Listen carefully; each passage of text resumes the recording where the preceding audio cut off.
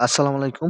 আমি আজকে আপনাদের সাথে ভিডিওতে যে বিষয় নিয়ে আলোচনা করতে যাচ্ছি, সে বিষয়টি হলো শীতকালে ছাগল পালন পদ্ধতি। দেখেন এই খামারি ভাই শীতকালে ছাগলের ১ম এই হালকা, হালকা ঠান্ডা লেগেছে এবং এর জন্য নানান ধরনের ঔষধ খাইয়েছে। কিন্তু এই ঔষধগুলো সঠিকভাবে ডোজ কমপ্লিট করে নাই।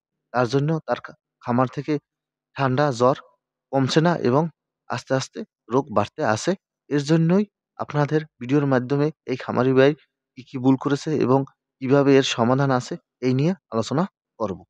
আপনারা আপনার খামার এই বাড়িটা দেখে যদি আপনার খামার এরকম কোনো সমস্যা থাকে তাহলে আপনারা এটা এভাবে সঠিকভাবে পালন করতে পারবেন এবং যদি কোনো প্রকার সমস্যা থাকে সেটাও সমাধান করতে পারবেন।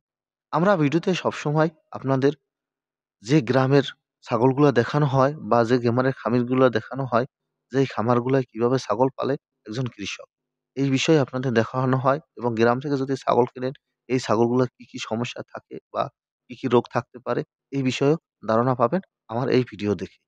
যদি আপনাদের ভালো লেগে থাকে আমার ভিডিও লাইক, শেয়ার, কমেন্ট করে নতুন, নতুন ভিডিও তৈরি করতে উৎসাহিত করবেন। নিয়মিত কমেন্ট করবেন যাতে আপনাদের যদি যেখানে বসতে অসুবিধা হয় সেটা আমরা পরবর্তীতে জানিয়ে দেব। এই খামারি ভাই ছাগলকে অনেক প্রকার ঔষধ খাওয়াইছে। দেখেন ঠান্ডার কারণে বাচ্চাটির পেটে প্রায় খাওয়ার নাই বলতে চলে এবং আস্তে, আস্তে পেট শুকিয়ে যাচ্ছে। গায়ে প্রচুর জ্বর আছে। গায়ে জ্বর থাকার কারণে দল থেকে আলাদা হয়ে দেখেন কিভাবে রৌদে বসে আছে। সব ছাগল কাঁঠাল পাতা খাইতে আছে। ওই ছাগলটি দল থেকে আলাদা হয়ে রৌদে গিয়ে বসে আছে।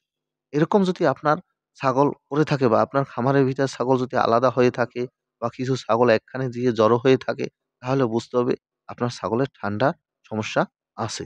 কেননা ওখানে আলোর ব্যবস্থা করতে হবে, তাপের ব্যবস্থা করতে হবে। রাত্রে যদি আপনারা ছাগলের ঘর যদি বেড়া না দিয়ে দেন পলিথিন দিয়ে বা কাপড় দিয়ে বা বাতাস যদি চলাচল করে তাহলে ছাগলের বেশি পরিমাণ ঠান্ডা লেগে থাকে। এভাবে যদি আপনি করে থাকেন তাহলে আপনার ছাগল দ্রুত রোগাক্রান্ত হবে এবং আস্তে, আস্তে আপনার খামারের লস হবে। তাই আপনারা আপনার খামারের চারিদিকে বাতাস যাতে না ঢুকতে পারে এরকমভাবে বেড়া দিবেন এবং যখন অ্যান্টিবায়োটিক প্রয়োগ করবেন সম্পূর্ণ অ্যান্টিবায়োটিক একসাথে এবং সবগুলোরে খাওয়াবেন এবং যে কয়দিন অ্যান্টিবায়োটিকের ডোজ সম্পূর্ণ কমপ্লিট করবেন। তা না হলে আপনার ঔষধ খাওয়ানোর কোনো মূল্য থাকবে না। এই খামারি ভাইয়ের মতন আপনার বারবার অর্থ খরচ হবে। সাধারণত ঠান্ডা হলে আপনারা যে ঔষধগুলো খাওয়ান তাতে কোনো সমস্যা নাই।